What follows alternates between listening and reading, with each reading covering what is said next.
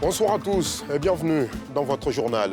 Dans l'actualité ce mercredi, le gouvernement s'est réuni en conseil sous la présidence du chef de l'État. Au nombre des points à l'ordre du jour, la révision de la liste électorale qui s'est achevée dimanche 17 novembre dernier. Les travaux de construction de la deuxième phase de la Y4, la voie de contournement d'Abidjan, s'achèveront en fin d'année 2025. C'est le Premier ministre qui donne l'information. Robert Begré-Mambé a visité le chantier cet après-midi. Et puis, la Première Dame a reçu à son cabinet le trio Miss Côte d'Ivoire 2024. Les 3 plus belles femmes du pays sont allées exprimer leur reconnaissance à Dominique Ouattara, qui en retour leur a réitéré toute sa fierté et ses encouragements. Commençons ce journal au palais de la présidence. Le président Alassane Ouattara a présidé aujourd'hui un conseil des ministres. Il a, avec l'ensemble de ses membres du gouvernement, réjoui de la bonne tenue des opérations de la révision de liste électorale. Et puisque l'occasion s'y prêtait, le porte-parole du gouvernement a répondu, vous allez le voir, aux partis politiques qui demandent une autre prorogation de la révision. Le reportage de Pierre Dipomélin. À l'issue du Conseil des ministres de ce mercredi, présidé par le président de la République Alassane Ouattara, au palais de la présidence, le porte-parole du gouvernement Amadou Koulibaly était face aux journalistes pour le traditionnel communiqué. L'occasion pour lui de saluer la bonne tenue des opérations de la révision de la liste électorale qui s'est achevée dimanche dernier. Ce n'est pas la première fois que nous n'atteignons pas les objectifs que la commission électorale se fixe en termes d'inscription de primo-votants. Ce n'est donc pas quelque chose de nouveau. Je ne voudrais pas qu'on en fasse un événement particulier. Ce qu'il faut savoir, c'est que l'inscription sur la liste électorale est libre dans notre pays, tout comme le vote est libre. Ça fait partie de l'expression de notre liberté. C'est pour cela qu'on encourage les partis politiques à mobiliser leurs adhérents à aller se faire inscrire. Et je voudrais me réjouir que cette année, les choses se soient bien passées. Parce que ce à quoi nous étions habitués dans ce pays, c'était le boycott systématique. Les gens refusaient de rentrer dans le processus. Je tiens ici à saluer donc la maturité qui a gagné les acteurs politiques. À la question de savoir pourquoi l'opération qui avait déjà connu une première prorogation ne l'a pas été pour une seconde, le porte-parole a évoqué les contraintes du calendrier électoral. Il y a des délais constitutionnels d'organisation de l'élection. On ne peut pas repousser, donc, je dirais, de façon éternelle, cette première partie du processus qui peut impacter les autres parties.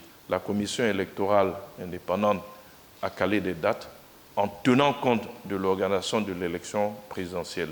Je voudrais préciser que dans notre pays, l'élection présidentielle est la seule élection dont tout le monde connaît la date. Il appartient à chacun de se préparer. La révision de la liste électorale a démarré le 19 octobre dernier. Elle a pris fin dimanche 17 novembre. Plus de 12 000 centres d'enrôlement étaient ouverts à travers le pays dans le but de capter plus de 4,5 millions de primo-votants. Malgré une semaine de prolongation accordée, cet objectif est loin d'être atteint. Voyons à présent en images cette visite du Premier ministre. Robert Begré-Mambé s'est rendu sur les chantiers des travaux de construction de la deuxième phase de la Y4, la voie de contournement d'Abidjan et le site de recasement des déguerpis du 4e pont à Adonkwa, dans la commune de Songan. En ce qui concerne le site de recasement des déguerpis, Robert Begré-Mambé a réaffirmé la vision du chef de l'État d'offrir à ses populations les meilleures conditions possibles de réinstallation avec toutes les commodités nécessaires à un cadre de vie décent. Et pour ce qui est des travaux de la deuxième phase de la Y4, le Premier ministre a annoncé pour fin 2025 la livraison de l'ouvrage pour lequel la Côte d'Ivoire a bénéficié de l'appui de la Banque mondiale. Cette deuxième phase de la Y4 part de la sortie d'Ebimpe à Anyama, non loin du stade Alassane Ouattara, jusqu'à 1 km après l'autoroute du Nord en direction du village d'Adonkwa. Le coût des travaux s'élève à environ 34 milliards de francs CFA. Le reportage complet de Mardoché Kouassi dans nos prochaines éditions. Le vote des budgets des ministères continue. Hier mardi, 8 ministres étaient face aux députés membres de la Commission des affaires économiques et financières de l'Assemblée nationale pour présenter et défendre leurs projets de budget. Des échanges avec les élus de la nation ont permis de mettre en lumière leurs actions, mais aussi leurs priorités en faveur des populations ivoiriennes. Le reportage de Salif Yalekwe et Joseph Zekré. Face aux députés essentiellement membres de la CAF, la Commission des affaires économiques et financières, 8 membres du gouvernement ivoirien, pour défendre leur budget programme. Pour le ministère de la Santé, de l'Hygiène publique et de la couverture maladie universelle, qui a un projet de 747 milliards 805 708 873 francs CFA, l'amélioration du système de santé demeure la priorité. Le ministère s'engage à une amélioration de notre système de santé à travers la modernisation des infrastructures hospitalières, en équipant et en rendant opérationnels les pôles régionaux d'excellence pour disposer des établissements de référence dans toutes les régions et départements de notre pays, avec l'achèvement des travaux de construction des CHR de Katiola, de Bondiali, de Ménignan et des hôpitaux généraux de Kouto et de Ouangolo. Pour sa part, la ministre d'État, ministre de la fonction publique et de la modernisation de l'administration, présentait un budget programme de 45 599 372 669 francs CFA. L'administration générale, la fonction publique et la modernisation de l'administration sont les mots-clés de son programme. Après l'adoption en commission de ce budget, elle affiche sa satisfaction. C'est avec beaucoup de satisfaction que nous avons vu des députés très disponibles à nous aider à mener à bien donc, les missions dans le cadre de nos différents départements ministériels. Et les échanges ont été constructifs, très fructueux. Nous en avons profité pour passer également un certain nombre d'informations sur les réalités et les efforts consentis jour après jour par le gouvernement dans ces différents secteurs. Le ministère des Finances et du Budget, celui de l'économie, du Plan et du Développement, le ministère du Patrimoine, du portefeuille de l'État et des entreprises publiques, le ministère de la Femme, de la Famille et de l'Enfant, le ministère de l'Emploi et de la Protection sociale, le ministère de la Cohésion nationale, de la Solidarité et de la lutte contre la pauvreté étaient également à l'hémicycle pour ce même exercice qui prend fin jeudi. Depuis leur sacre le 20 juin, elles n'avaient pas encore rencontré leur marraine et c'est maintenant chose faite. Le trio Miss Côte d'Ivoire a été reçu ce 20 novembre par la première dame Dominique Ouattara. Elle a réitéré aux 3 plus belles femmes du pays toute sa fierté et ses encouragements. C'est ce que nous montre Nadia Idja et Chèque Bleu. Mercredi 20 novembre 2024. Dans l'antre du cabinet de la première dame Dominique Ouattara, Marie-Emmanuelle Diamala, Miss Côte d'Ivoire 2024 et ses dauphines, Fatoumata Coulibaly et Molani Conan. Conduites par le président du comité Miss Côte d'Ivoire et accompagnées de leurs parents, elles ont tour à tour exprimé leur admiration à la première dame qui, comme une mère, ne cesse de soutenir les lauréates du concours. À la tête du comité depuis plusieurs années, Victoria Pobi s'est voulu reconnaissant envers la première dame pour le soutien constant à l'organisation de cet événement qui fait la promotion de la beauté, mais aussi de l'excellence. À l'endroit de ses filleules, Dominique Ouattara a eu une attention maternelle. Elle a félicité les reines de beauté pour leur mandat en cours et leur engagement social. En plus d'être belle et élégante, vous êtes brillante dans vos domaines. Je me réjouis également de voir que vous menez des actions sociales à l'endroit des personnes vulnérables. En effet, je me suis renseignée et je sais que vous faites beaucoup de choses et déjà, bravo, bravo, bravo. Votre engagement me touche profondément. Je vous encourage à continuer sur cette voie pour apporter du bonheur et de la joie autour de vous. J'ai suivi avec attention les débuts de votre mandat et j'ai vu que vous aviez participé à des concours internationaux prestigieux. Je vous félicite d'avoir représenté la Côte d'Ivoire d'une si belle manière à l'extérieur. Témoignant une nouvelle fois de sa générosité, la première dame a offert des présents à la délégation. Il s'agit d'un paquet de 3 pagnes et 2 millions de francs CFA pour la Miss, un paquet de 2 pagnes et 1 million de francs CFA pour chacune des dauphines et 1 million de francs CFA pour les parents des reines de beauté présents dans la délégation. Et comme tous les 20 novembre, le monde célèbre ce mercredi la journée mondiale de l'enfance. Et pour en discuter, justement, nous sommes en plateau avec une enfant. Elle s'appelle Kadia Michel-Archange, 12 ans, jeune reporter, un programme de l'UNICEF dédié aux enfants et aux adolescents. Bonsoir et bienvenue sur le plateau de NCI News. Bonsoir, monsieur. Comment on se sent d'être enfant en 2024? On se sent très bien, parce que chaque enfant a des droits et ces droits-là s'appliquent. Très bien. Aujourd'hui, il y a beaucoup de problèmes dans le monde. Il y a des conflits aux quatre coins du monde et des conflits aussi qui impactent très souvent les enfants. En tant qu'enfant, une jeune enfant ivoirien, vous, qu'est-ce que cela vous inspire? Pour commencer, déjà, ça m'affecte beaucoup. Mais je demande à tous les enfants d'être courageux, de résister à tout ça. Ça va passer. Très bien. Et justement, est-ce que vous avez le sentiment en tant qu'enfant ivoirienne de bien vivre et surtout de vivre en sécurité dans notre société? Oui, je vis en sécurité parce que déjà, il y a des parents, et il y a aussi des devoirs des parents que les parents doivent appliquer sur les enfants. Je suis en sécurité. Si aujourd'hui vous aviez un message particulier pour tous les enfants de Côte d'Ivoire, ce sera lequel ce message? D'aller à l'école, surtout d'aimer l'école, car l'école, ça envoie loin et en plus, ça aide les enfants à apprendre beaucoup. Très bien. Qu'est-ce que Michel-Archange veut faire plus tard dans la vie? Je voudrais devenir animatrice parce que c'est un métier que j'aime beaucoup. Très bien. Et nous espérons que plus tard, après vos études, c'est ici à NCI que vous allez exercer votre rêve et votre passion pour l'animation. Merci beaucoup, Kadia Michel-Archange. Merci d'être passé par NCI News. Et puis toute la rédaction de NCI News et moi-même vous souhaitons de vivre une belle enfance et une belle adolescence. Merci. Dans le reste de l'actualité, les entreprises publiques de Côte d'Ivoire ont désormais un outil de gouvernance, un guide élaboré pour améliorer leur efficacité. Le guide de la gouvernance et le livret de la Direction générale du portefeuille de l'État ont été présentés ce mercredi même en présence du ministre de tutelle, le ministre Moussa Sanogo. C'était sous le regard de nos reporters Nikiema Moussa et Bobby Filémon.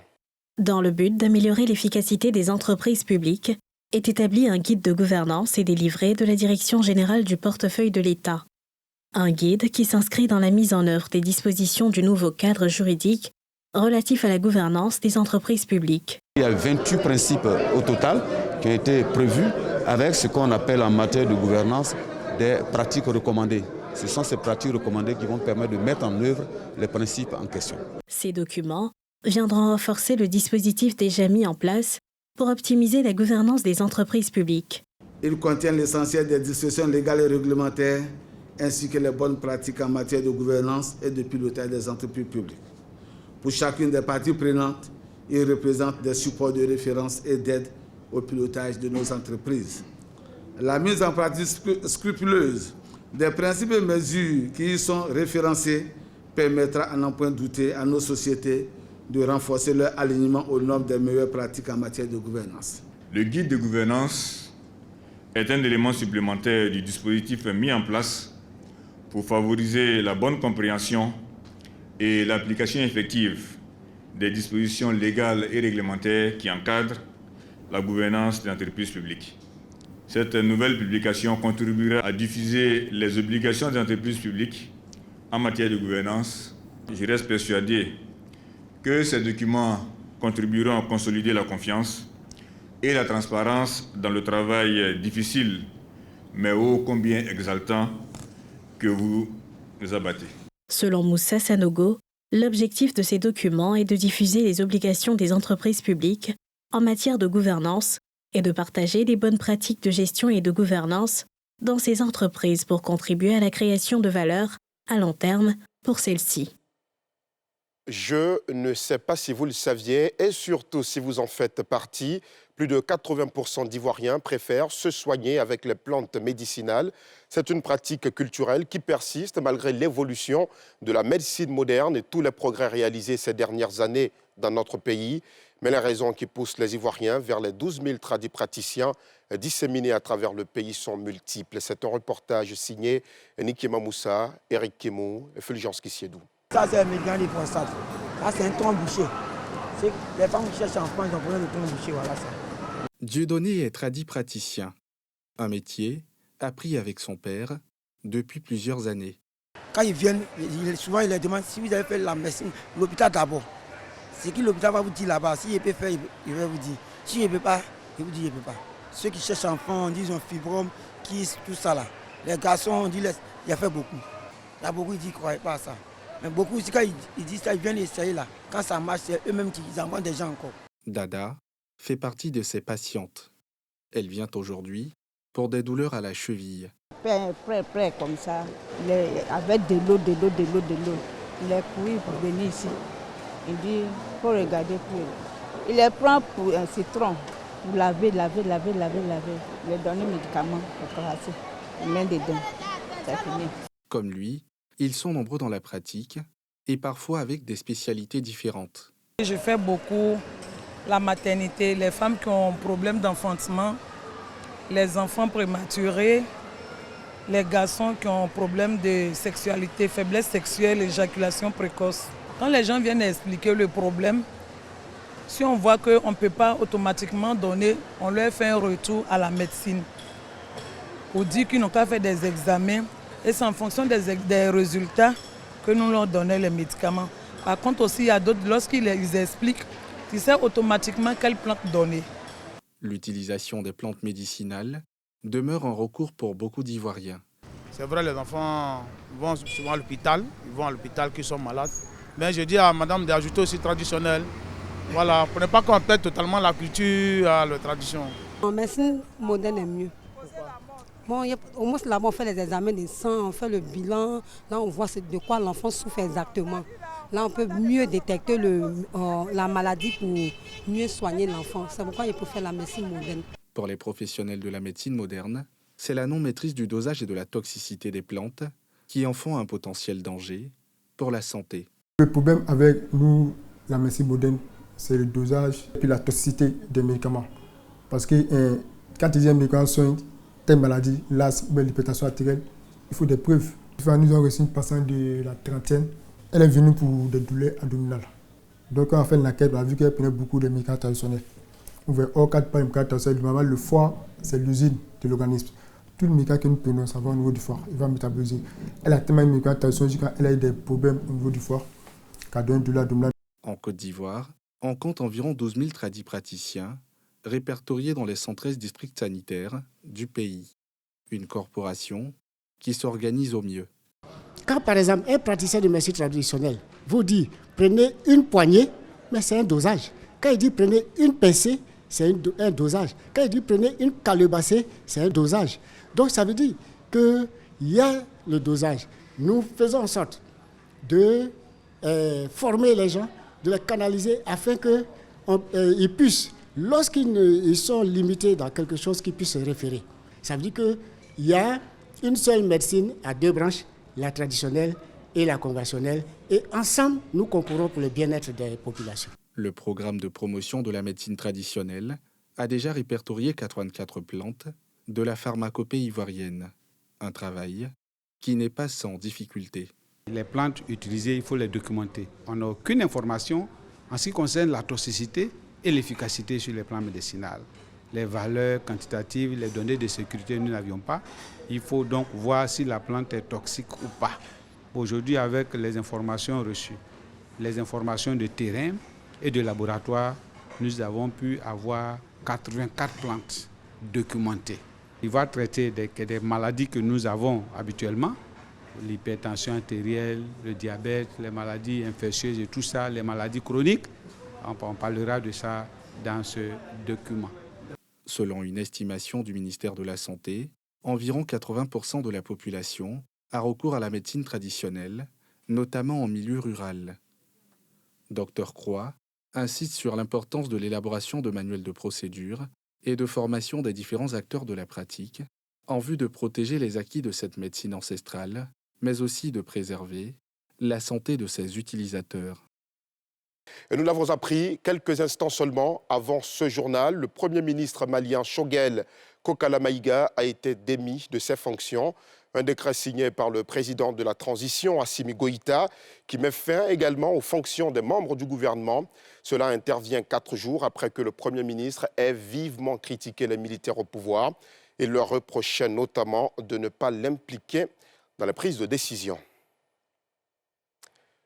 Et c'est sur cette dernière note que nous arrivons au terme de ce journal. Merci aux équipes techniques et de rédaction qui le fabriquent au quotidien. Merci à vous aussi de votre fidélité toujours renouvelée. L'information revient à 12h50 demain et à 19h50. Vous voudriez bien recevoir dans vos salons Mélina Makissi. Excellente soirée sur la nouvelle chaîne ivoirienne.